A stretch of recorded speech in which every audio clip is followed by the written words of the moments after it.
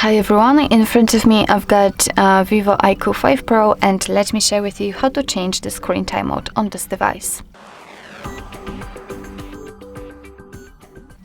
So first of all, let's find and open the settings, and now we have to find the option display and brightness. Let's enter.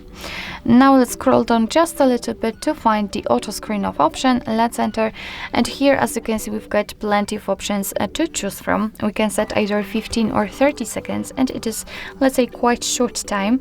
What's more, we've got the 30 seconds option applied. This option is marked, and we can set 1, 2, 5, 10 or 30 minutes. It's of course up to you, and all you have to do is to simply tap on the option you'd like to use. So I will pick 5 minutes, and as you can see, it is immediately notified right here, which means that from now on, after 5 minutes of inactivity, this device will black out. So actually, this is it. This is how to change the screen timeout in your VIVO IQOO 5 Pro.